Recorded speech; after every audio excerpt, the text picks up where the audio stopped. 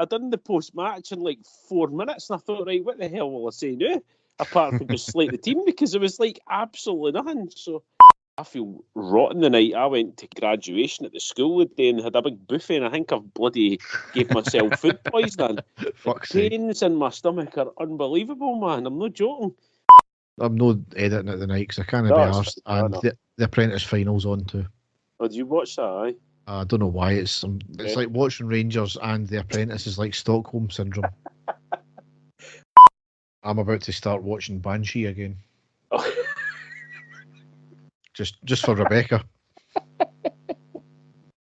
On that note, I'm away. Right. And the stadium erupts in red, white and blue. You've never seen anything like it. Let's go.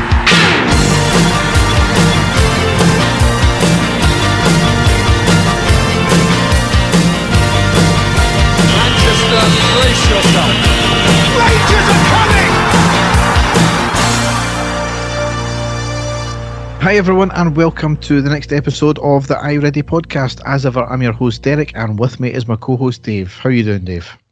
Well, Derek, I think I'm the same as you and every other Rangers fan out there, with a feeling of dread and deja vu is all I can say that I'm feeling at the moment, because I think this is going to be a bit of a grumpy pod, isn't it?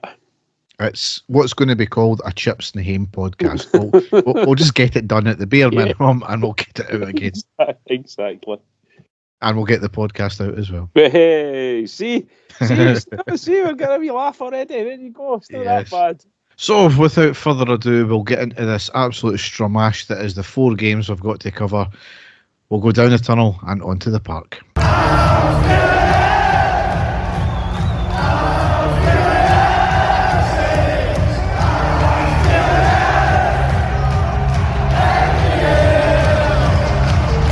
So, the first game we've got to cover, and Dave, it's probably the only shining light of the 4 games we've got to cover. It was Saturday the 30th of March. It was a 3-1 win at home against Hibs in the Premiership. So we had 2 changes from the Benfica game. We lined up Butland, Tavernier, Goldson, Suter, Barisic, Lundstrom, Cantwell, Diamande, Silva, Dessers and Wright. On the subs bench we have McCrory, Lawrence, Matondo, Sima, Sterling, Balogun, King, Raskin and McCausland. Now Dave, I believe you were away on your holidays by this point, so did you get to see the game at all? I certainly did, Derek. I did get to see the game, and still at that time, in high spirits, even although we had been knocked out of Europe by a very, very good team, I was still feeling very hopeful, as I'm sure every other Rangers fan out there was as well. Yes, so, I mean, it was a decent performance overall. It wasn't great. It was decent, I would have said. It was perfunctory. We wanted the win. We got the win. That was it. Chips and Haim almost as well. Yep. But I'm not going to cover the games tonight in great depth, simply because the 3 games after that, I'm scunnered with them, and we've got other things to talk about as well. But we'll go into the kind of key points of it. As I said, I mean, it was a decent performance. The referee and the linesman and all the officials in general were absolutely shambolic in this game. 16th minute, Diamande robs the Hibs attacker of the ball in our box. He drives it forward 20 yards. A fantastic long ball to the left side for the on-running Dessers, who collects it, takes it to the byline, cuts it back, lays it off, and we ended up having a shot which was cleared off the line. In that whole move, Suter went down with a head knock as well, and the play raged on. I mean, I thought the new directive was as soon as there was a head knock, you had to stop the game, which will become a feature in the next game as well against Celtic. But Diamande had a shot which was saved. Hibs retained the ball, and eventually play was stopped for treatment for Suter. In the meantime, when that was happening, there was a long VAR check for the incident on Suter that just happened, and it was quite clear he was elbowed right in the face as he was jumping. The leading arm by the defender, Suter was clearly taken out. Obviously, all the Hibs fans and the Celtic fans were claiming it wasn't a penalty, but it was a penalty. It was a stonewall one, Dave. Yep, not totally. And as you say, the VAR check did go on for a while, but every single angle that you looked at it, that they were able to show it, there was no denying. It was a clear blow to the face inside the box. This whole thing about was it meant or was it not, that just doesn't matter anymore in football. It was a clear blow to the face or the head inside the penalty area, so it was a clear-cut penalty. Yes, so on the 20th minute, a penalty was eventually awarded to us. Now, Hibs ended up landing themselves in a wee bit of hot water by putting a tweet out saying penalty to Rangers, who had 20 minutes. Now, I'm not sure if there's any SPFL punishment coming for that one there, but once again, it's a long list of managers or clubs of our opposition teams suggesting that the refs are biased to Rangers. It's inexcusable. They shouldn't be doing it. These managers made post-match comments about penalties given to us. When it's a clear-cut penalty, why can they argue about that? They've tried to be a wee bit funny here. Hibs fans lapped it up. They loved it. Mm-hmm. But you can't go around saying things like that. But anyway, on the 21st minute, up steps Tavernier. He had a very short run-up. It was a very poor penalty, and he misses, but Wright follows it up with a rebound and puts it into the back of the net. And then, for an unknown reason, nobody had a clue what was going on. There was another lengthy VAR check, and the goal was eventually ruled out because Wright was deemed to be encroaching. Now, he was on the line at best. The still they showed us was actually taken just after the ball had been kicked. Yep. So it was the wrong frame once again. How many times are VAR going to do this? And the Hibs player was actually further forward than Wright was. So going by the rules, the penalty should have been retaken. Exactly, yes. Again, but Derek, even that first instance that you said, it wasn't conclusive. It looked as if he was a millimetre inside, but it was at the complete wrong angle also. And as you say, it looked as if the Hibs player was even further in. So how they can come up with that original decision is beyond me. But quite rightly, as you said, it should have been a retake. Yeah, and all the pundits were baffled by this as well. Yep. It went to Dermot Gallagher on the Monday as well, and he was like, that's just absolutely baffling. So, yeah, not even following the own rules here. But anyway, we never let that get to us because up steps Tavernier on the 26th minute and he scores a cracker of a goal. Cantwell went down the left, who plays the overlapping Barisic, who plays a cross into the middle, which was kicked away, but only to the right side of the box for Tavernier to volley it into the back of the net. As I said, a cracking finish. Not the first time he's hit a shot on the volley into the back of the net like that. Great goal. Yep, fantastic goal, fantastic execution, and great timing after what had happened with the penalty and all of that as well. So great to be ahead in the game. Yes. The game played on. I think Hibs had a couple of half chances, nothing too major, nothing anything exceptional that Butland had to do. We had a couple of half chances as well. 39th minute, we tried to pass it in the Hibs box. It deflected off the defender and then off the ref. The referee stops play as he should do because it hit off him and he gives the ball to Hibs. Surely that ball should have went to us then. Somebody said it's a rule because it was inside the Hibs box that it hit him, it goes back to the defending team. But I don't know if that's the case or no, but again, it seems a weird one to me, that one. But anyway, on the 45th minute, 7 minutes of injury time were given because of all the VAR checks. And on the 47th minute, Hibs drew level and made it one each. So much indecision from our team. Simple ball down the right, Barisic not there, Lundstrom trying to track back, Suter cuts across and he gets turned. Suter leaves a hole in the middle where he should have been rather than coming across. It was past the attacker, who's completely unmarked because there's no Suter there. Tavernier gets back and nearly puts him off, but the attacker shoots into the back of the net. So simple, so timid from our defenders again as well. Shambolic, Derek, again, all starting from wherever the left back was supposed to be, was nowhere near it left. Suter completely exposed. He went in for the sliding tackle to try and do something, completely missed it, got left on his backside. But then, even that, we still had opportunities to clear it after that. As you say, Tav was in there where Goldson should have been, and he wasn't, trying to defend, and then it was just an easy tapping in the end for the boys. So absolutely shambolic, amateurish defending from us at the back there. I mean, we've been relatively solid at the back this year, and this is just another feature of the last maybe 6 or 7, 8 games where the defending has just been absolutely abysmal, just complete indecision all round. However, because of that 7 minutes and obviously scoring a goal there, the time to reset again, the injury time was still raging on, and Dessers actually put a ball in the back of the net on the 52nd minute to make it 2-1. It was Tavernier to Cantwell on the right, a first time cross to the middle of the box, and Dessers charges through the defenders and headers it in the back of the net. A great goal. Excellent goal, Derek. I can't take anything away from him. And again, the timing, I think, of the goal was huge for us in this game because with Hibs getting back into it for us to score just before half-time was exactly what we were needing. It gave us a total lift. It gave the whole stadium a lift and got everybody up for the second half. Yes. So into the second half, I think it was really more of the same. We were decent. We weren't great. We did put their keeper under a wee bit of pressure early on. Cantwell had a shot on the edge of the box. Hibs were offering absolutely nothing. No. 57th minute, Cantwell and Wright off, Lawrence and Sterling on. 67th minute, Barisic off and McCausland on. It was a possible injury for Barisic, but again, he has previous for doing kind of feigning injuries, hasn't he? 79th minute, Silva and Dessers off, Sima and Matondo on, and the 85th minute to wrap up the game, Matondo with an absolute stunner. He gets the ball on the left wing near the box, he cuts inside, he keeps cutting inwards towards the middle, and an absolute stunning strike from the edge of the box into the back of the net, and that wrapped up the game. It was later than we wanted it to be, but it was a cracking way to wrap up the game. 3-1. Icing on the cake for the game for us, Derek, because as you say, we were in complete control in the second half, deserved more out of it, and then, an absolutely sublime finish by Matondo at the end there, just to finish it off for us with an excellent result. And, at that point, Derek, we were still very hopeful. We were getting shots at goal. We were causing teams problems. Defensively, we were still looking a bit dodgy, but still very hopeful at that point.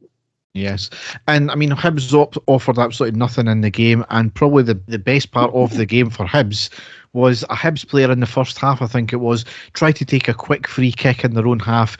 He blasted the ball, it hit off the head of his own teammate, it completely floored them, and then the ball ended up bouncing back, and it done the exact same to another teammate of his behind him, and he was completely taken unaware, and it floored him as well. Absolute comedy gold, Dave, wasn't it? I've never seen anything like that ever while watching a game of football, Derek.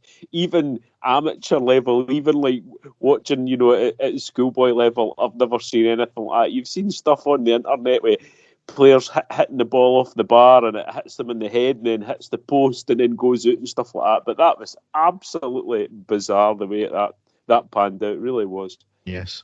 So it was a good win, decent performance, and it lined us up nicely for the next game, which was the big game, Sunday the 7th of April. That was at home against Celtic in the Premiership, where it was a breathless game, Dave, and it was 3 each, wasn't it? I just want to mention Derek being a wee bit selfish and just to give him a wee plug. Craig at the Bluebell Bar in Los Cristianos in Tenerife. I just want to say thank you for looking after myself and my son, making sure we got a wee seat there and we're in amongst fellow Blue Noses to watch the match, because the one thing I did not want to do was just go into a normal pub where there could have been a few of them sitting. So thanks very much, Craig. I know he does listen to the podcast. So on you go, Derek.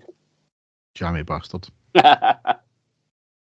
Yeah, so as I said in the post-match, for me it wasn't a must-win game.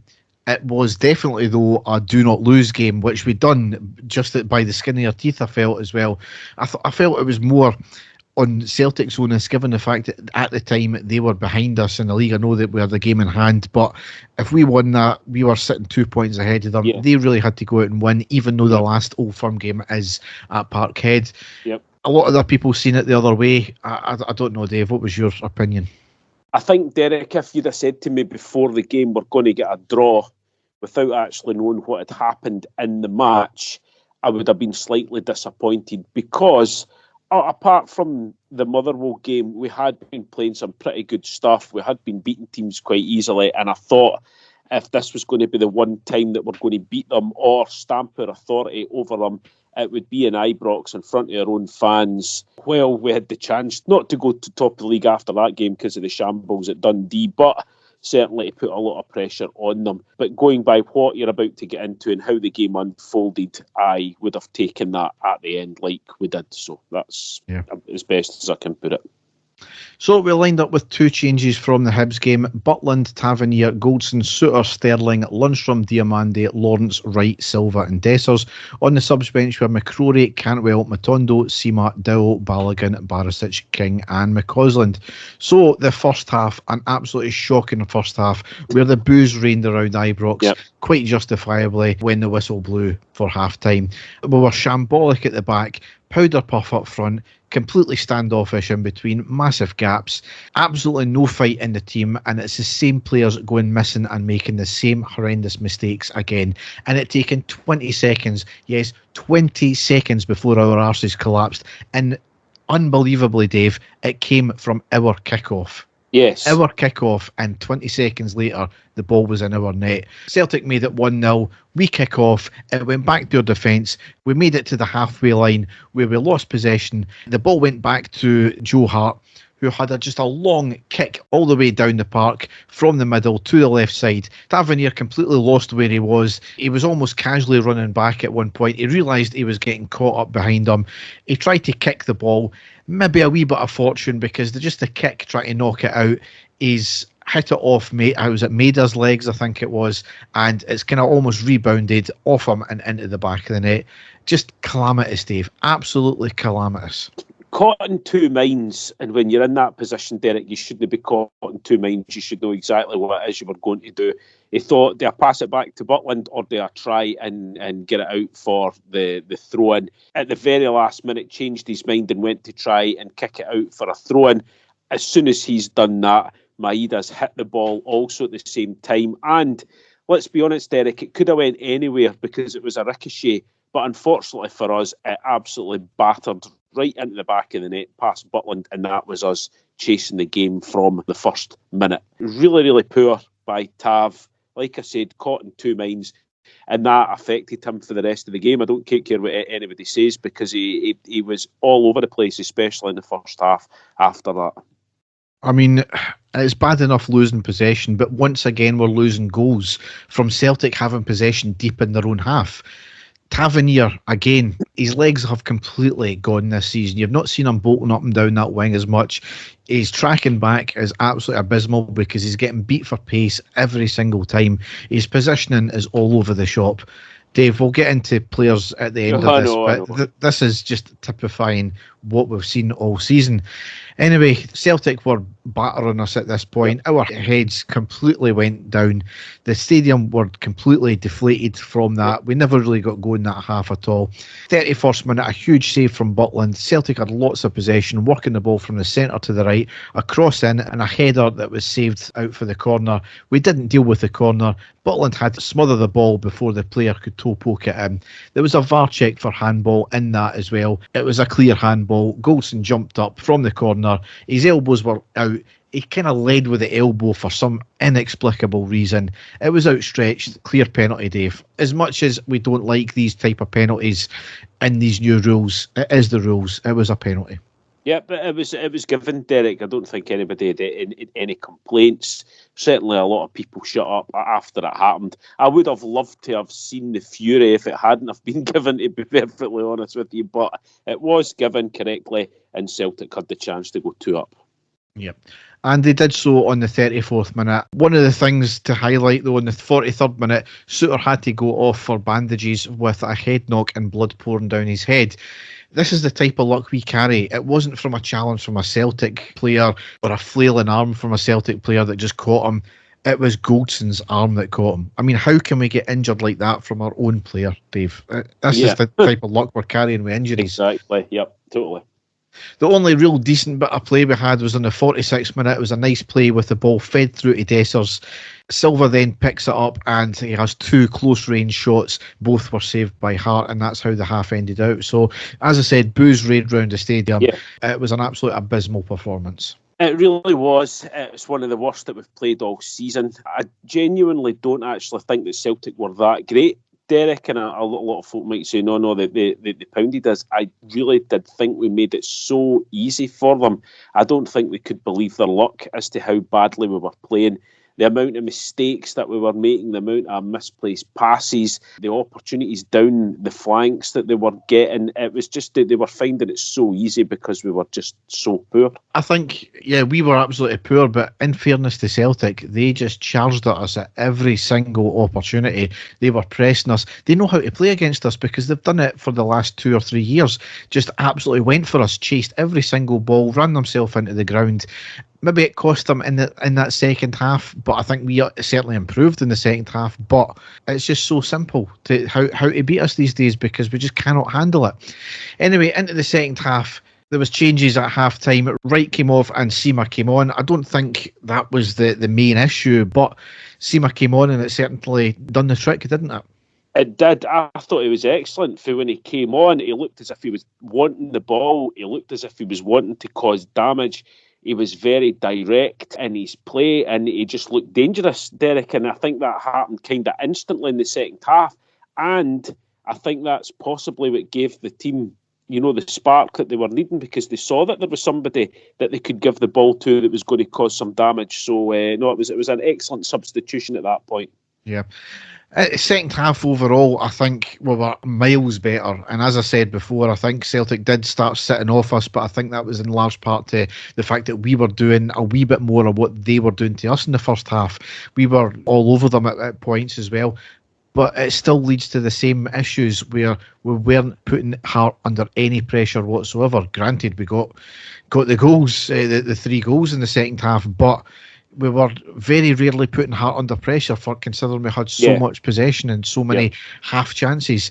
But anyway, on the 51st minute, Silva goes down in the box. He was given a yellow card instantly. He had been play acting all game. There was one point, Dave, where he was kind of pushed.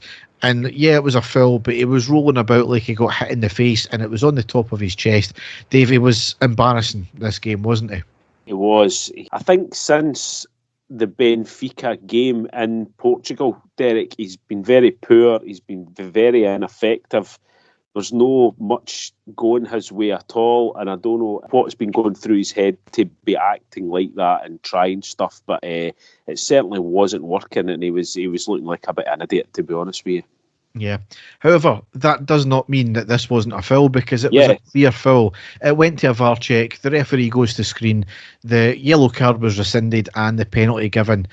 There was contact, Dave. Did he go down a wee bit easy? He possibly did, yes. But there was definite contact. And it's not the first time Johnson's done that and got away with it. So, quite rightly so, a penalty was given in this case. What gets me, Derek, is everybody says he went down very easily. When the challenge was made, he was going forward, right? Now, if that challenge had have been down, if his leg had have been down, let's say near his ankle, Silva would have got over that because the ball was there to be struck. So I don't care what anybody said. It was a high foot. It was stopping him from getting to the ball. It was in the box. It's as clear a penalty as you can get. The problem that he had was he didn't make it look great on himself because of the theatrics that he'd been doing before it had happened. But that was a clear-cut penalty, 100%. What I found funny as well is Celtic fans clearly not knowing the rules, because they say, Johnson got the ball first. No, he never actually got the ball. Yes, there was a touch off his foot, but it was actually played off him, completely uncontrolled as well, so he never actually got the ball. But anyway, up steps Tavernier on the 55th minute and he made it 2-1 high into the left side, so he gave us a wee bit of a lifeline there. And Dave, from what we thought was a lifeline, we thought we had brought ourselves right back into the game, because in the 57th minute, Dessers makes it 2 each, or so we thought. It was a quick break with Silva. He slides it to Seema. It was 2 attempts to cross it. He gets the ball to Dessers, who also has 2 attempts, and he puts the second one into the back of the net. Off celebrating, absolute bedlam in the stands. There was a VAR check. The referee goes to the screen and he rules the goal out. He initially points to the centre circle, mind you, at first, thinking everybody thought that the goal had stood, but no, he had corrected himself. He chops it off and he points to the place where the foul was. So this all relates back to a challenge that Lawrence done about 70 yards and 30 seconds beforehand, before the ball went into the back of the net. Dave, was it a foul? Yes, it was. It was probably as much contact as there was with the Silva penalty.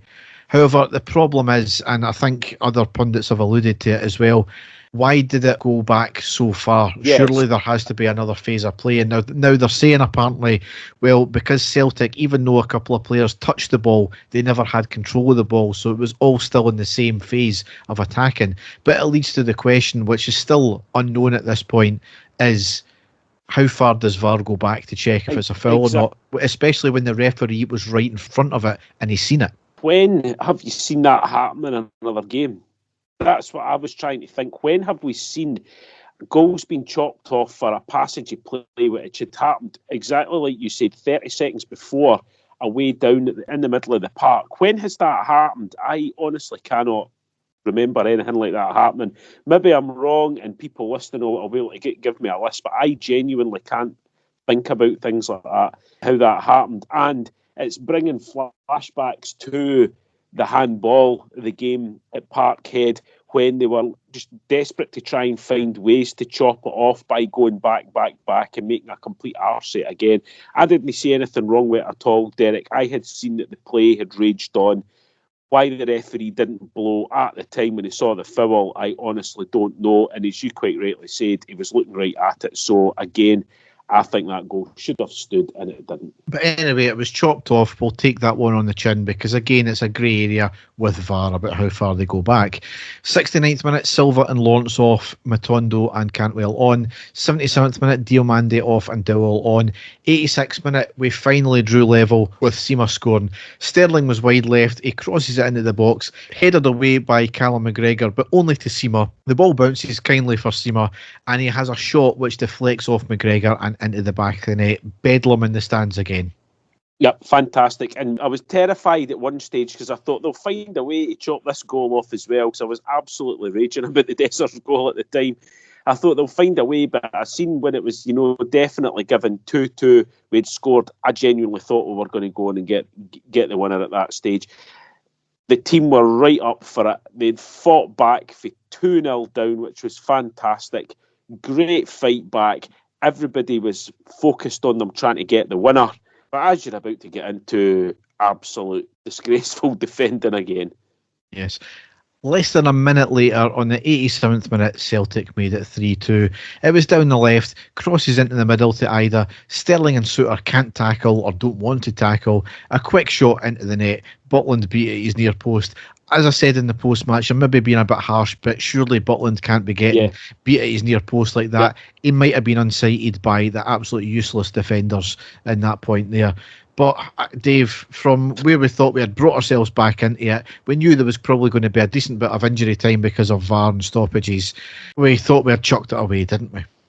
Definitely, 100%. And I don't think that Butland can get away scot-free there, Derek, because we know how much a top-class goalkeeper he is, and you're expecting him to save a shot like that, even if he is unsighted like that.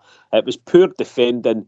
All we had to do at that stage was just try and get the ball back and build on it for there, but they made an absolute backside of it and put Celtic back in the driving seat, and it was a bitter blow at that stage. It really was. Yes. However, 8 minutes of injury time were given duly so because, as I said, all the VAR checks. And then on the 93rd minute, wow, that's all I could say. Matondo with an absolute peach. Very reminiscent of the goal he scored against Hibs in the last game. Yep. The ball was played about the Celtic box, lots of possession from us. We were looking for space. It went out to Matondo on the left side. He cuts inside and unleashes an absolute cracking curling shot into the top right-hand corner.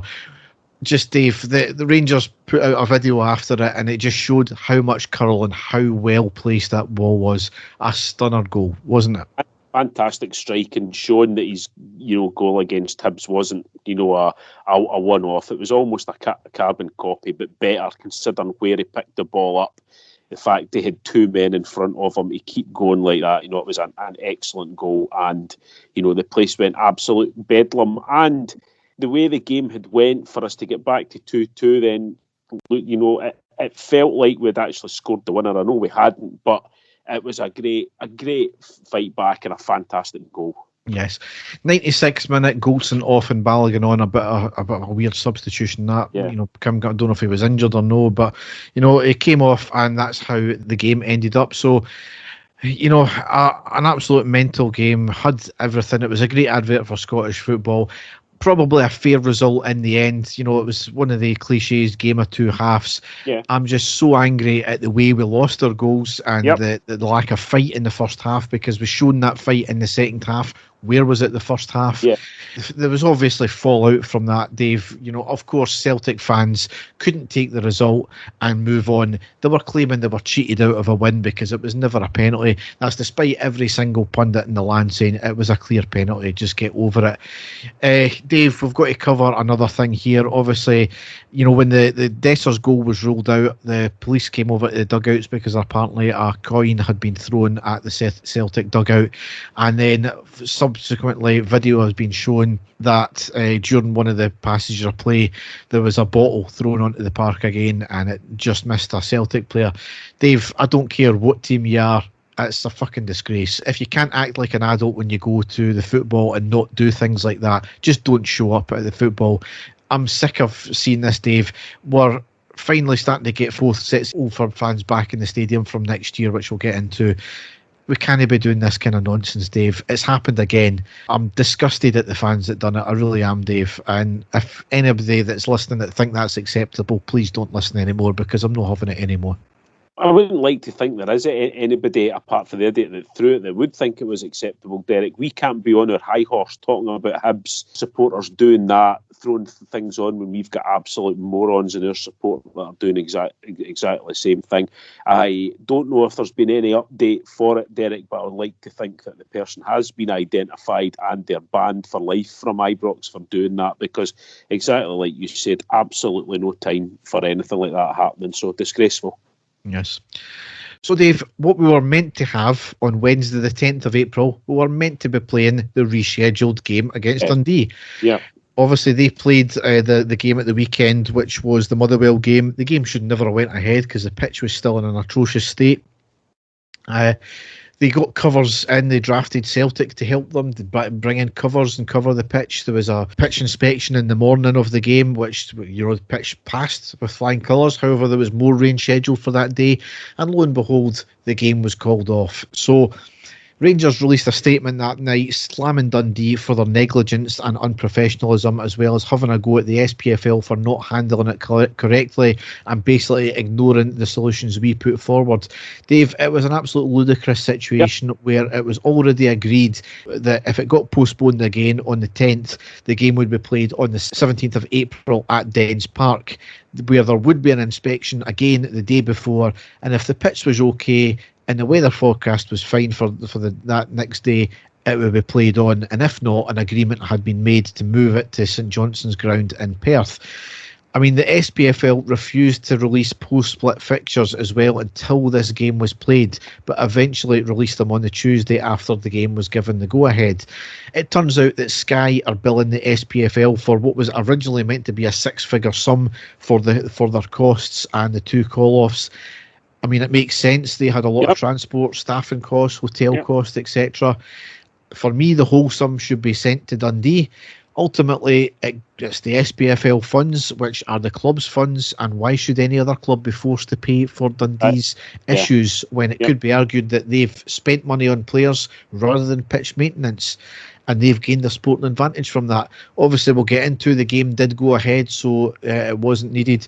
There has been an investigation into it, and Dundee have been fined effectively £66,000 with another £120,000 suspended if it happens again in the next season. So Dundee are not happy at this. They said that we find that their figures are inaccurate and their facts are inaccurate, and they're going to be appealing the decision. What's the appeal, Dave? They've clearly not maintained their pitch and their drainage system properly. They've caused 2 of our games to be postponed. They've caused another 3 this season. There was other games before that last season. Dave, it's inexcusable. We've went into it before, so I'm really not want to get into too much more. No, I agree with you 100%. I think you've got to feel for certain other clubs who have shelled out a hell of a lot of money on their pitches rather than their playing squads to make sure that things like this don't happen. And as you quite rightly said there, they have decided to go and, you know, strengthen their squad rather than deal with the infrastructure at the club, and it's now cost them. Well, we'll see what transpires with that. But anyway, that game wasn't played on the 10th. We now had the next game Sunday, the 14th of April. It was a 3-2 loss away against Ross County in the Premiership. Dave, an absolute disgrace. It was a disgrace from start to finish. absolute disgrace. I couldn't actually believe what I was watching after the first half in the Celtic game, and then them able to pick themselves up with a bit of fight. I was expecting, a backlash and a statement, and we never got it in any sense at all. We lined up with 4 changes from the Celtic game. Butland, Tavernier, Goldson, Suter, Barisic, Lundstrom, Dowell, Cantwell, Silva, Sima and Dessers. On the subs bench we have McCrory, Lawrence, Matondo, Sterling, Roof, Balogun, King, Raskin and McCausland. Now, we had just lost a goal within the first minute against Celtic. We nearly done it again, Dave, on the first minute.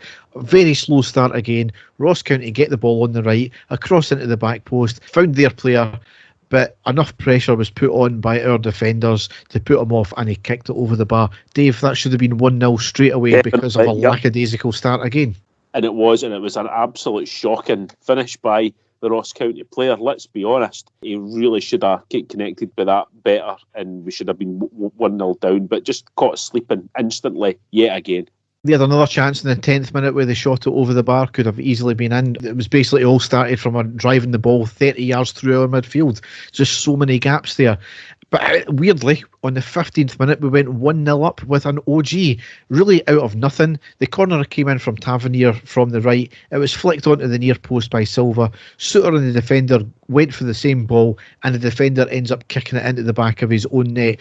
Nobody at all knew what happened. No. Everybody stopped. The keeper appeared to parry it back out of his net just after it went over the line. Everybody was expecting it to be ruled out or flagged. Nobody in the stadium knew what was happening. None of the commentators knew what was happening. And eventually the goal stood. I think it was a quick VAR check just to make sure it did go over the line. And it was clearly well over the line before the keeper got to there. So a bizarre goal to score. And it was an OG of everything as well. But Dave will take it. Oh, definitely. But, nobody in the stadium knew what was going on, Derek. That was the bizarre thing about it. But when we saw in the replay, clearly over the line, the defender had got a toe to it, put it past his keeper, and as you quite rightly said, without us actually doing anything in the game, we were 1-0 up. And I thought, again at that point, right, we've been given a gift here. Let's go out, get this second goal before half time, and make it easy for the second half. That's what I thought at that stage. Yeah. Well, 23rd minute was a good link-up play in our box by Ross County, ending in a shot and a big save from Butland, putting it out for the corner. The ball was sneaking into the back of net if it wasn't for Butland there. 25th minute, Sima with an unorthodox header towards goal while he was facing away from the goal, and it was a great save by the keeper to put it out for the corner. Really, the rest of the half, it was just poor. We were allowing Ross County so much time and space in the middle. We were very hesitant to make tackles. The marking was non-existent, and again, very hesitant to take a shot as well. Into the second half, I missed the first couple of minutes of the second half, but on the 48th minute, Ross County drew level. A long ball over the top, down the right-hand side, a cut-back cross on the deck for the attacker to have a shot. It was a great shot, great save by the legs of Butland, rebounds back out to the same player. Every one of our defenders goes to the right-hand side to follow the man. It opened up a gap, and he shoots it into that gap, into the opposite side. Dave, an abysmal goal to lose. Yep, it was Keystone Cops defending, Derek. Again, 2 players were there to try and block, try to get the ball away. We made it so easy for them. That's them scored very early in the second half. That was them then up for the game completely, and we just looked a shambles again in defence. Yes. Well, certainly they taken heed from that, and on the 50th minute, we went 2-1 down. It was a long ball from the Ross County half down the left side. Tavernier absolutely nowhere. The attacker shoots the ball from the left side. Another great save from Butland, but he spills it right into the path of the attacker, who was completely unmarked, and he tapped into the back of the net. Dave, 2 minutes and an absolute shambles. I mean, yep. I don't know what to say about that. I could see it coming. I really could. Ross County were well up for it. We looked completely lost at that stage, and I could just sense that we were going to get a goal conceded, and that's exactly what happened. Really poor again. No leaders in defence at all. Nobody that can just get in there and get the ball away. It was a good save by Butland, but he'll be annoyed with himself, though, that he didn't manage to get more on that to get it away. And, another easy, slot in for the attacker, who basically just followed up a shot, Derek. That's all. And our strikers, our forwards just don't seem to be doing that at all. They just followed up a shot. In case the goalkeeper makes a mistake, there's a player there just to fire it in. And I can't remember the last time that any of our strikers have done that. No, definitely not. Anyway, we made substitutions on the 54th minute. Silva and Barisic off, Matondo and Sterling on.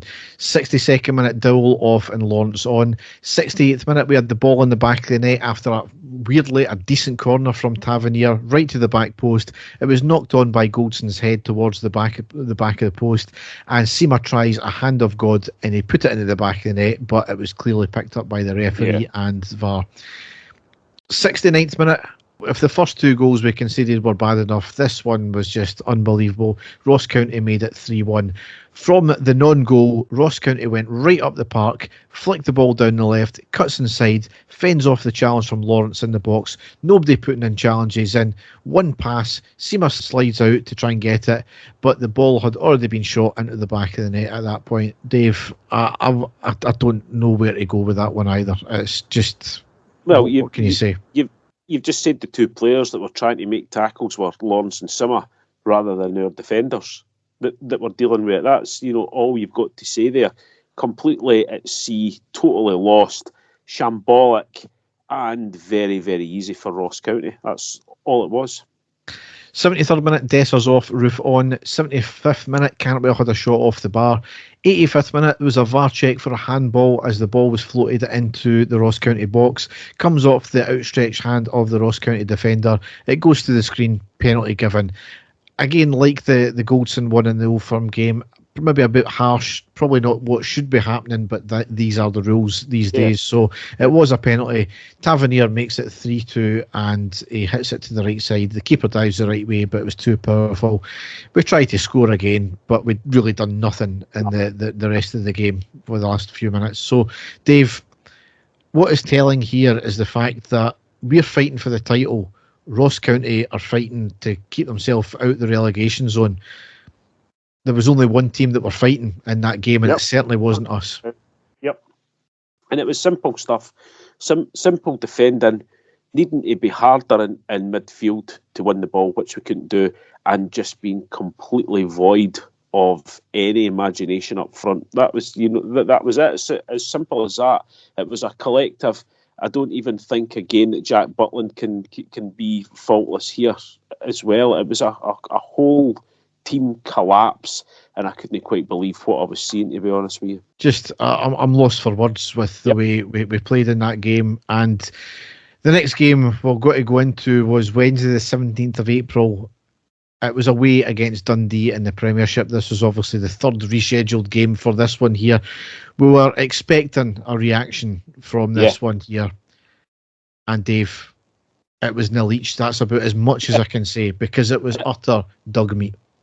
It is, and I've got very little down. I done the post-match last night, and it was a very quick one, basically because there was very little happened in the game. He did make a few changes to the team. Starting lineup was Butland, Tavernier, Goldson, Suter, Sterling, Lundstrom, Lawrence, Cantwell, Silva, Sima and Roof getting a start, with McCrory, Dessers, Matondo, Dowell, Davies, Barisic, King, Raskin and McCausland on the bench. Now, as you spoke about a wee while ago, the game finally going ahead after the third time of asking, but straight away, like the last two games, it was almost 1-0 to Dundee, because the Dundee player had got the ball just about at the corner, just inside from the corner, fired it into the box. It was headed away by Sterling, only to the Dundee player on the edge of the box, who takes a shot, and I genuinely thought it was in. Derek, I don't know about you, but it must have been millimetres past the post, a great strike, and we could easily have been 1-0 down at that point as well, because we didn't start well at all, did we? We were caught sleeping, and Dundee were putting us under pressure instantly. Yeah, just abysmal once again from the team. Yep. Not much happening after that. A chance on the 10th minute. Cantwell intercepts the ball. He passes the ball through to Sima, who had the goal in front of him. He strode through into the box. He was getting pressured all the way, but done well. Managed to get a good shot at goal. Good save by the goalkeeper and cleared. That really, when it comes to sort of half-decent chances, was it for the first half. There was a couple of half chances. Roof linking up with Lundstrom into Simmer. He shoots, but it's, straight at the goalkeeper. I let off because Dundee took a free kick for the edge of the box. Butland pulls off 2 fantastic saves, and the ball is bundled into the net by the Dundee player, but the offside flag was up straight away. They didn't really show much in the way of a replay after that, but we got off with that one as well, Derek, didn't we? Yeah, it was just, once again, shocking. I can't really say much more about this, Dave. No. And then the only other half chance in the first half was 4 minutes into injury time, where Lawrence picks up a loose ball inside. He runs it into the box, runs at the defence, but slices his ball, the ball well past the post. And yeah, they've been just as well fucking slicing his balls. It was really stuffy. We weren't providing any real class at all. The midfield completely anonymous. So were the front three. The only person that looked as if he could possibly do anything in the game was Sima, but you could tell he was running out of steam. And as I say, half time 0-0. So in the second half, nothing happening in the first 10 minutes. Philip Clement decides to change it. Triple substitution.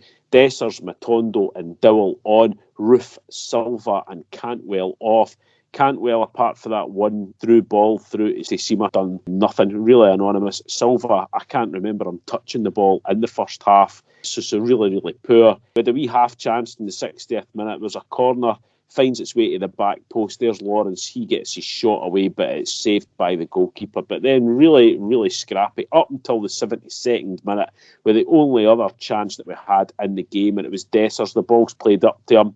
He's got the goal in front of him. He gets to the edge of the box, hits a very good curling shot, but too close to the goalkeeper. He makes quite a good save, but you would expect him to save it, and it was away. And then in the 77th minute, Suter with a last gasp block right in front of goal, because that was going to deny a certain goal for Dundee to keep it at 0-0. But that is how the game played out, Derek. That is how few chances we created in the game. And it was just really, really dull, uninspiring, stuffy, everything that you can see, lethargic, scrappy. There was no fight at all from Rangers, and it was just poor. It was just really, really poor. We were expecting a performance after that terrible result against Ross County and got absolutely nothing. I mean, Dave, I put a tweet out after the Ross County game saying that ultimately it changes nothing. We still need to go and win every single game, which we're looking for. All it meant was the fact that we cannot rely on a draw against Celtic. We need to beat them. Yeah. Simple as. So the job was still the same. And I said we could do that, right?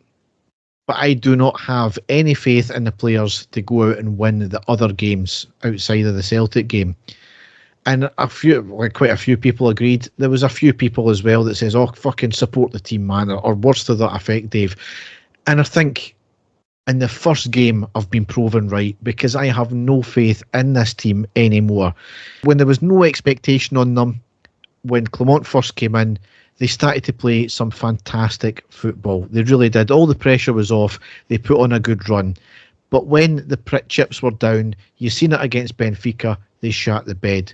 They seen it against Celtic, they shat the bed. You seen it against Ross County, they shat the bed. Every single time this season, they've shat the bed. This is not a new thing with the same players, Dave. This is what I've been saying for the last 2 or 3 seasons with some of these players. Some of them are a wee bit older. Some of them are quite clearly, you see, the legs have gone. Tavernier is a case in point. We've overutilised them over the years, and I think people are still looking at what he has done for us rather than what he is doing for us just now. Yes, you can laud his achievements, his goals, his service over the years, absolutely. But what is he doing for us just now? He's a hindrance. Same with Goldson, same with Lundstrom. Same with a few other players in that team as well. They are now past their sell-by date. I do not want to see the same back four at all in our squad next season. And I know I'm asking a big thing here, because we have got a hell of a job in the summer to read out a lot of these players. We're going to be a lot big turnover. The board need to simply find money. But Dave, I am sick to the back teeth of these same players playing the same way, letting us down time and time again when it comes to squeaky bum time. I don't care what they've done before. I don't care how many goals they've scored. I don't care what achievements they've done. They've let us down time and time again. There's good points to them, and I think that's the reason why under 4 or some of them more managers have kept them in place. However, they've also got the same amount of managers the sack for basically their arses collapsing every single time.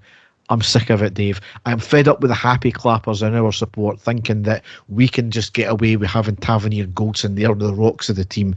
No, they have let us down time and time again. Lundstrom as well. He had proven, I've felt for a good while, he's probably one of the only ones that he should be getting a new contract in the summer when his contract's up.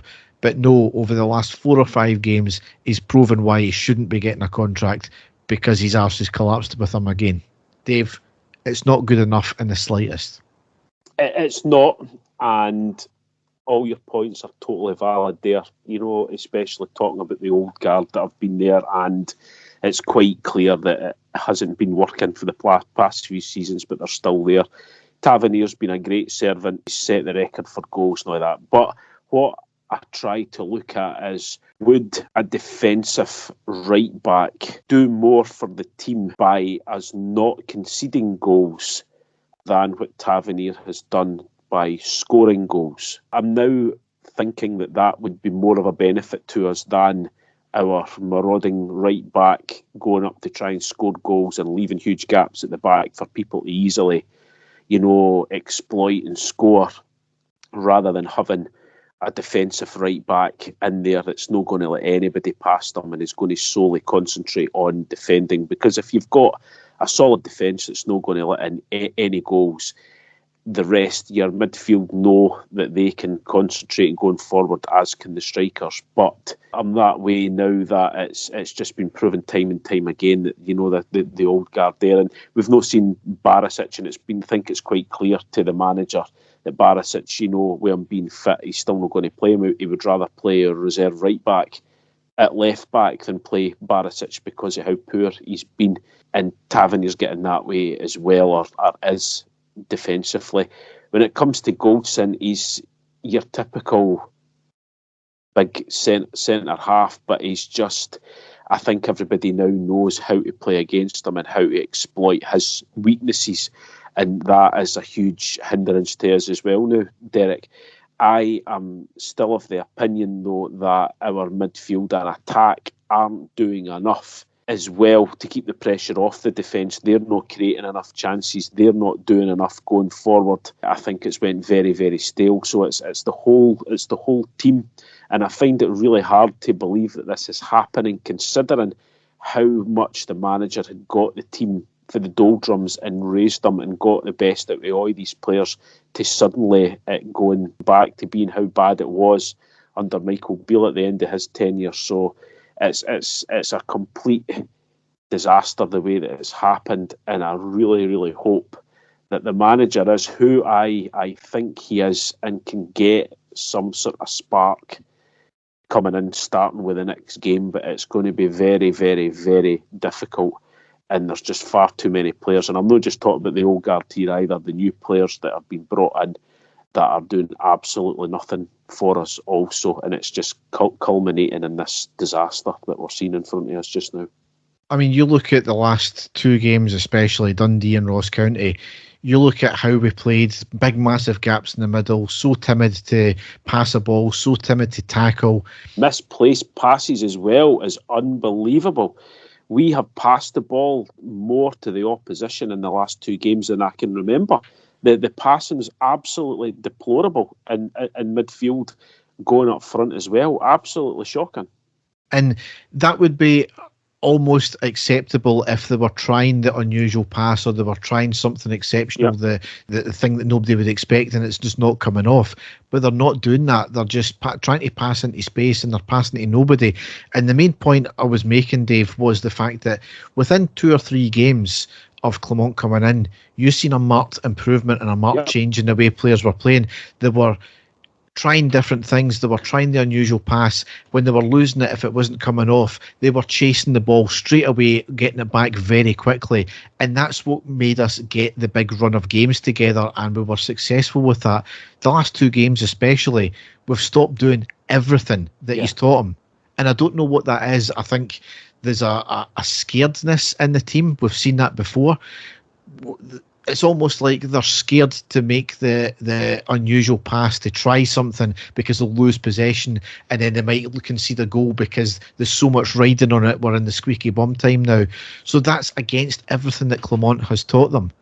So this then comes back to a mentality issue. This then comes back, if it's a mentality issue, it's the leadership group. Then that comes back to the leadership group that have been the same for the past 6-7 years almost. So then it comes back to the old guard. This is why it doesn't just need... See if we are having to keep the likes of Tavernier and Goldson, because we get no bids in the summer for them, and they are still contracted, I think, to 2026 or something like that in the next 2 years, then I would like to see a complete new leadership group in there. I don't want to see them in the team, to be honest. I think we should try and get rid of them. But if they have to keep them, there needs to be a new, younger leadership group coming in there. New captain, new vice captain, new ideas. Take some of the burden off Tavernier and Goldson, for that matter. Let them just do the basics of their job. You look at Tavernier in terms of, and I've been saying this for the past 2 months, I know I'm picking on Tavernier, but a lot of this mentality comes from him. Yes, see, when he's on form, he is absolutely undroppable. He's unplayable. The opposition just cannot play against him. He's brilliant. But for the past 18 months, he's very, very rarely been like that. He cannot beat his first man more often than not. He's taken every single free kick, every single set piece, corner, you name it, what we're getting. He's taking the ball off people to do that. Just let him do the basics of his job rather than do all of that there.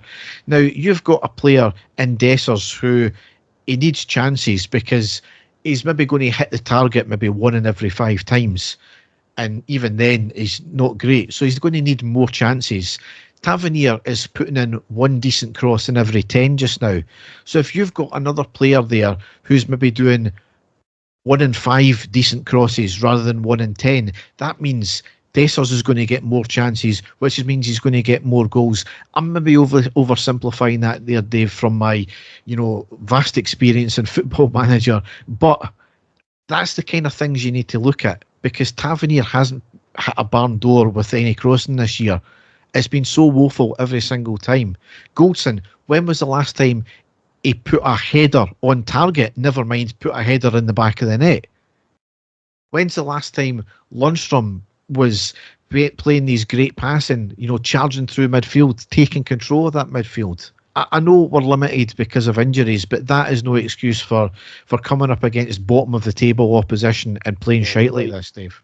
You're right. We have also, and again, I am not excusing players, because everything you've said there is correct.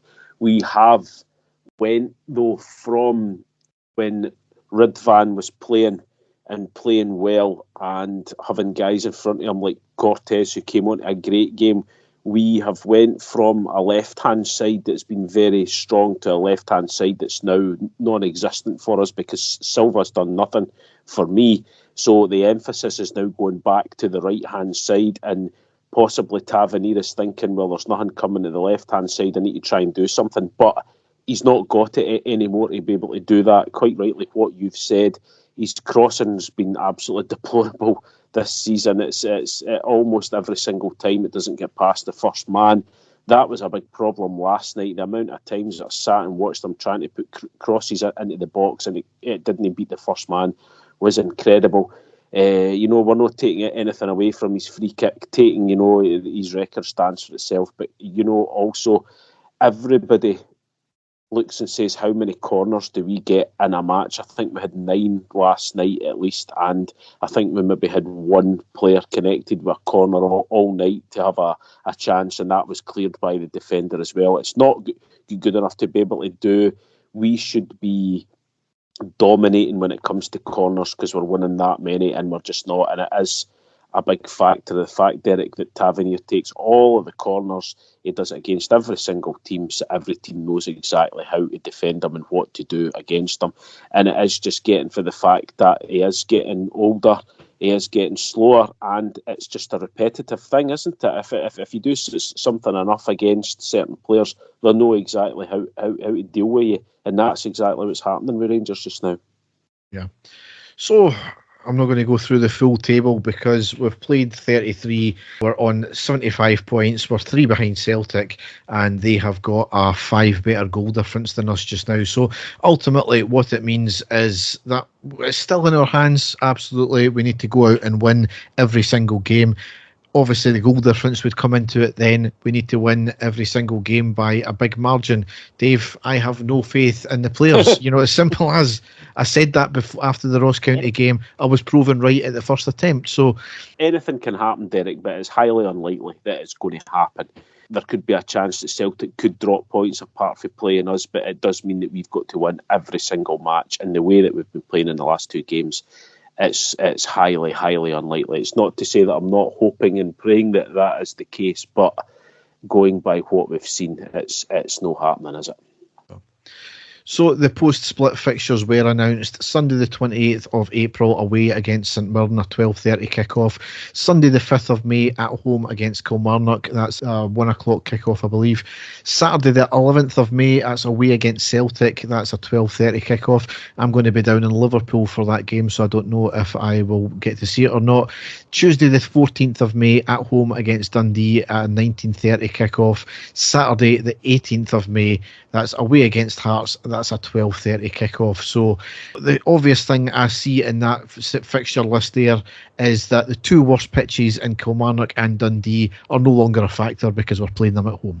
Yeah, no, that's true. And tricky fixtures for us away as well. I mean, they are all going to be, but all we can do now, Derek, is try and put some faith in the manager. A lot of people, I have seen a ridiculous stat out there with people trying to compare him to Michael Beale and his first the same amount of games in charge, and I absolutely sticks in the back of my throat the way that people have been coming away with stuff like that, because I genuinely think he's a very good manager. I do think that he's the man to take us forward. He just doesn't have the players with the belief, and we really, it's now down to him to try and get some sort of spark from them. And, starting from a big game on Sunday, which I'm sure you're about to get into, which we really need to win, that game also. So. Yeah, so obviously before the league fixtures start back, Sunday the 21st of April, it's at Hampden against Hearts in the Scottish Cup semi-final. That's a 3 o'clock kick-off. So obviously being the Sunday, Celtic have played the day before. We'll see what state the pitch is in. Yeah. But anyway, after other clubs bleating and moaning about not getting a 50-50 split of fans at Hampden when they play the Old Firm, Aberdeen were given less against Celtic for the Saturday game, but Hearts were actually given a 50-50 split. To me, Dave, it's only fair that they do, because they've got a relatively big fan base. They do sell out their home fixtures quite a bit as well. However, it turns out they haven't been able to shift that full amount. They've got around 5,000 left, and Hearts have put out a pleading case to say to their fans, look, we're going to have to pony up the cash if we cannot sell them. I think we've already been given a portion of them for our fans to sell as well. I mean, surely though this puts to bed any notion that other clubs should be given a 50-50 split. I get the arguments about it should be a neutral venue and they should be given the opportunity, etc. But if the club with the next biggest fan base compared with the Old Firm, and a consistent fan base at that, can't sell them, even at being allowed to sell 4 tickets per person as well, then no club will be able to do that. So I hope the next time any other fan base greet and moan about not getting a 50-50 split, they just go back to this scenario just here, Dave. We'll wait and see. I don't see it happening. I think it'll still be a complaint. They'll still say that it would be a advantage to have more fans in there, the other team. I can't see it happening. That they'll still keep complaining about it, and we'll still end up with this ridiculous scenario in the future. I can't see that happening, Derek. Yeah, we'll see. But anyway, we'll now go into the news.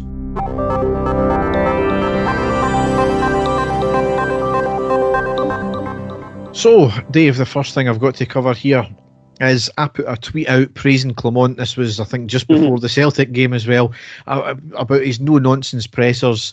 And Dave, he's since had 3 horrendous pressers where he's just said weird things to completely prove me wrong, especially the one last night with the Dundee game. In the tweet, I also mentioned that the best thing about it is he actually completely triggers the Celtic fans, to which they bombarded the tweet with comments exactly proving my point. I mean, not the brightest, Dave, are they? I know, but I try not to get involved with them, and I used to pride myself in the fact, but it's very difficult not to get involved with them because they are very easily led on. Triggered.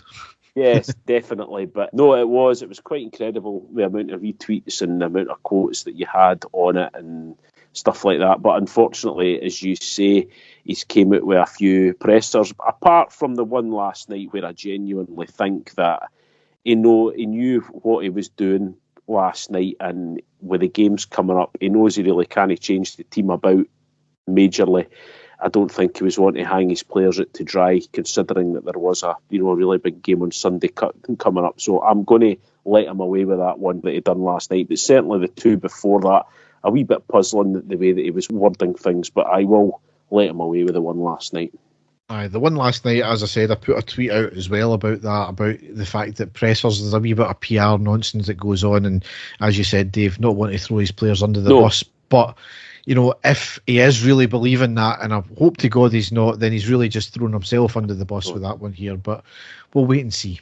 Anyway, Rangers and Celtic, as I mentioned, have got together and agreed at fan allocations for next year. Approximately 5% of each ground, so between 2,500 and 3,000 fans in each ground. Some of our fans ultimately who have season tickets in the Broomlawn will be moved for these games. It may be taken into account with renewals. People might not renew after that. I don't know. It's likely what will happen, though, is it means there'll be little to no general sale for the Old Firm games. So it's also been confirmed, though, that Rangers categorically won't be going back to the old allocation of 8,000. So that's pretty good from the club, that one there. Have to laugh at Celtic fans as they claimed it should be 8k or 0, and now they're claiming some sort of victory over this. I don't know. But as I said, sensible option from both clubs in the end. It's just funny that Celtic seem to have now gotten over their safety concerns and have agreed that, because even they said it's 8k or nothing. So yeah, exactly. Next thing, talking about season tickets, the renewals are underway. I think we've already had about 35,000 renewals for what's been disclosed so far. There's generally about a 5% increase across the board per ticket. I mean, increases are never good, but I think they were frozen last year, if my memory serves me right. So it's the kind of thing that the board have made this decision, fine, but they really need to be seen to be backing the manager in the next couple of windows now, so there'll be no excuses. No, I mean, the fans have done their bit, Derek, so now it's up to them to do something as well, so I agree with you 100%. Just on Tuesday there, the fans CEO forum was held at Edmondson House, I believe, so various things were discussed on that one there. Four Lads Had a Dream put a wee blog out about all the various things that were discussed, so it's an interesting read there, obviously talking about the Dundee situation and slamming them there. That's where they confirmed the 35,000 season ticket renewals so far. The update on the sports bar, it's still on course. They were trying to get it out for maybe the start of this year, but it's probably going to be the summer now. In the summer plans, Niels Coppin is working hard in the market right now. He's identified a few players. Looks as if there's going to be a few incomings and outgoings. Well, there needs to be ultimately. He's apparently completely revamped the recruitment system and the way we've got it set up there. There's a financial update, the fact that they understand that we had a £10.5 million loss, and that was pre-player trading model as well. So he says that is something that needs to get rid of. Yep. If we can basically eliminate that loss before we get into player trading, we will have more money then to spend on player trading. And I know a lot of people were still grumbling about the cost of Edmondson House and all that nonsense, but if you understand that, yes, it's maybe only going to make potentially £1 million a season, but it's £1 million that would be profit that can then service the debt, which means then we're not having to sell players to service debt. So it all adds up at the end of the day. There is a reason why they're doing it. Yeah. They've confirmed that obviously with the fixtures now out, they can start work on the Copeland stand earlier on with the new cantilevers that are going in. Various things like that. It's an interesting read, and certainly it's this fans forum seems to be proving its worth. We're finding out stuff so far. So the next one I think is in three months' time. So it's good to see. Yeah, definitely. Next thing here, Rangers women's team lifted the Sky Sports Cup after a 4-1 win over Partick Thistle at Tynecastle. So great that for the women's team there. It wasn't without controversy though, as the Partick Thistle keeper had a bit of a howler for a couple of the goals that they conceded. Right. And given his no fucks given to her, Joey Barton had some unsavoury comments about her that were homophobic and misogynistic. Quite literally, Rangers issued a statement, not naming him, but slamming the comments nonetheless. So an absolute fucking fud of a man. He's just, attention-seeking little twat who shat it for Scott Brown. That's all you can say about him. I thought when you were mentioning the game there, Derek, in the aftermath, you were going to be talking about the whole debacle with the Hearts badge in the dressing room. Oh, ye have little faith, Dave, because that was the next thing I was going to cover. That's what I was chuckling about, because that's what I thought that you were going to do. First of all, fantastic that the women's team have won, the cup, and silverware added, for them. Excellent achievement. But this just proves again, Scottish football as a whole, regardless if it's men or women or whoever's playing it, is just an absolute joke. So it is. Yes, I mean, from the serious controversy there of Joey Barton to the absolutely ridiculous, and what I'm calling Crestgate. Yeah. I mean, images emerged after the game from the Rangers dressing room at Tynecastle. We were using the home dressing room. It appears, like us, Hearts have got a Hearts crest on their floor. Well, we had put our crest on top of it. Now, there was a backlash from the Hearts fans online, which is petty, but it's fine. They're fans, they're allowed to be upset over it. However, Hearts released a statement, and I'm going to read this, Dave, because it's just comedy gold here. Heart of Midlothian Football Club is aware of images circulating of the Tynecastle Park home dressing room at today's Sky Sports Cup final. Although the club hands over the running of the stadium on the day to the competition organisers, the SWPL, we were involved with pre-match planning. We would therefore like to assure our supporters that we did not approve any request for dressing room branding in either dressing room for either club involved. It's extremely disappointing to learn that our wishes were disregarded. How this came to be is a matter for the SWPL and Rangers to sort, but needless to say, no explanation will be satisfactory in our eyes or our fans' eyes. Nevertheless, we will demand answers to ensure that our club crest is never defaced again. It's also regrettable that this action has taken away the focus from what was a successful cup final and another opportunity to grow the women's football in Scotland. I mean, Dave, as laughable as it was, the best of it was in the final in the same competition 2 years previously at the same ground. Rangers done the exact same thing. We posted a picture of it online and nobody said anything. Yeah. I mean, Hearts have got to understand that at the end of the day, when you hand over your stadium for a competition, you hand over the decorating rights again. Nothing's been damaged and it was all put back to normal. Yeah. If you're happy to accept the money for hosting, you can't complain when your stadium gets temporarily rebranded, like it does in every single cup final throughout Britain, probably throughout the world as well. It is absolutely tin pot nonsense. Yep. And once again, it's just big bad Rangers causing issues. Yep.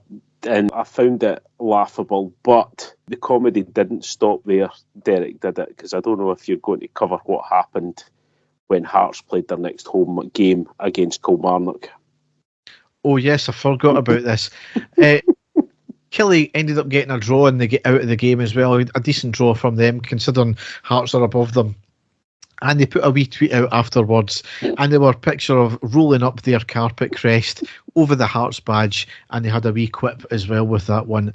Absolutely spot on from the Killie social media team. Tremendous, absolutely tremendous what they did there. Really showing Hearts' childish behaviour for what it was. No, top notch with the social media team at Kilmarnock there. Next thing here is Lewis McLeod is back at Ibrox in an academy coaching role. Yeah. He obviously had to retire aged 28 due to injury, so he just had a series of injuries that put him out of the game. So hopefully he kicks on there and definitely, brings through the new academy. Yep. Next thing as well, talk of Butland being included in the England squad for a couple of friendlies. However, he was left out. It's going to be, if he can't make a couple of friendlies, it's doubtful he's going to be included in the Euro squad. I mean, on his form alone in Scotland, and then add in the European form, he should have been at least on the bench for the friendlies, given the fact that England have got questionable keepers at this point. Yeah. Pickford's always going to be the number one for some weird reason, but their number 2 and 3 are not all that great, are they? No, they're not, but I don't care about England internationally, and he's a guy who we can't afford anything to happen to him, and we know our luck with players going away, international football, coming back with injuries and stuff like that, so I'm quite happy, disappointed for him personally, but for us, I don't want to see any of our players away, with a possibility of getting injured, and with our luck, that would be something that would probably happen if it was to happen for him. So I don't think it's going to happen. Problem is, Dave, is it raises the stature of him. It would raise the value of him as well. We're going to, maybe at some point, he's one of the players who's going to have a high value attached to him. We might need to get into the thing that he's maybe not going to be here the next couple of years. So possibly, yeah. Next thing here, Stuart Cosgrove was found to have breached BBC standards after comments made about Richard Gough and claiming that he wasn't sure Gough was against apartheid when he was living there. Another in the long list of anti-Rangers digs from BBC employees, something that they were meant to be stopping after the new agreement. But Dave, it continues on. Yeah, especially him. He's got a track record of constantly putting the boot in, Derek, and I think he gets away with it because the show that he's supposed to do is supposed to be a sort of comedy version of Scottish football, magazines sort of taking the mick and stuff like that, but it's constant from him, and about time that something was said, so pleased that that's happened. Yep. Now, in the new draconian hate crime laws that came into force in Scotland, Ali McCoist was on TalkSport ridiculing them, and in a very joking way, he was ridiculing them, and before the Old Firm game, he said that himself and 48,000 others will be breaching the law on Sunday at the Old Firm game. Of course, the fucking lunatics in the Celtic fan base and the Scottish nationalists went mental, all claiming that he was going to be singing sectarian songs. Of course, he said nothing of the sort, and he was jokingly making a point that the definition of a hate crime under this law was so subjective that people were going to criminalise people for nothing. And the reaction of people even proved his point. I mean, the lunacy has taken on a new level with that one there.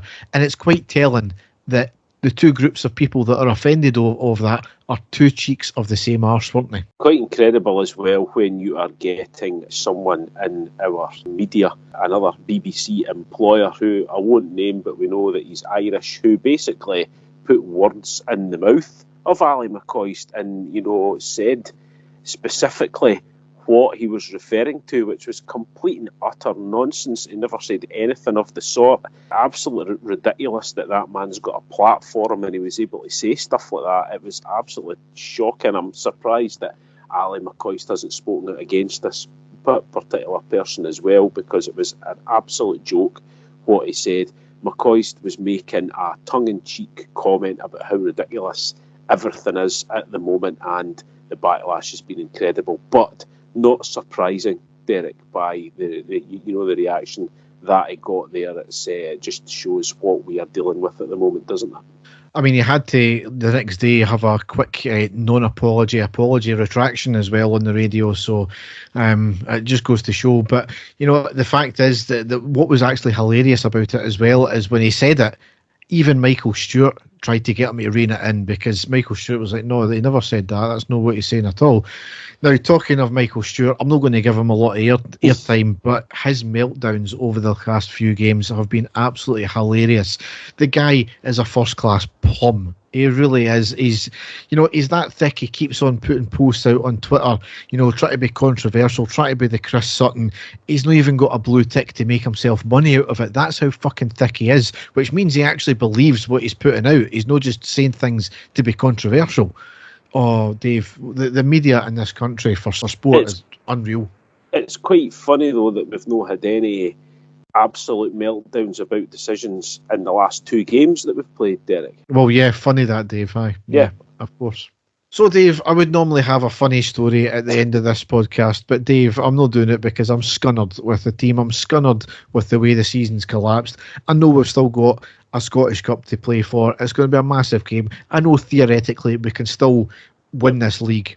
But, Dave, as we've said, it's just, I don't see it. If there's anything to cheer you up, Derek, I actually feel slightly more positive after doing this podcast tonight, speaking to you about everything that's been happening. I am not saying that I'm positive enough to think that we're going to go on this incredible run and beat every single team. But, you know, reflecting back on previous games and stuff like that, I just, you know, I've just got a wee bit of hope that we can just find some bit of form in there just to go on, starting on Sunday, which is going to be a massive game against Hearts, and we've got an excellent record against Hearts. I'm not trying to jinx us, but I do feel slightly more positive tonight than I did after last night. So don't know if that's down to you, Derek, or it's just me talking absolute nonsense, but I do feel slightly better. I know that you're probably not thinking the same as me, and you're probably still as negative on the team as you were, but I just think that there's been too much has happened since the new manager has came in for us to at least get a few more performances until the end of the season. Dave, I've said it before, it's like a therapy session, this podcast, so I should be charging £100 an hour, so if you want to get in contact, it's ireadypodcast@hotmail.com. So, on that note, we will end the podcast. All that's left to say is thanks for listening and goodbye. Take care, folks. Bye-bye. And the stadium erupts in red, white and blue. You've never seen anything like it. Let's go.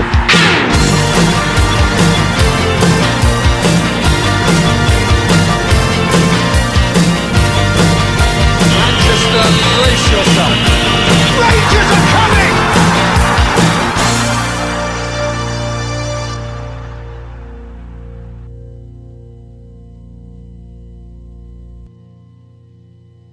Just make sure I'm recording there.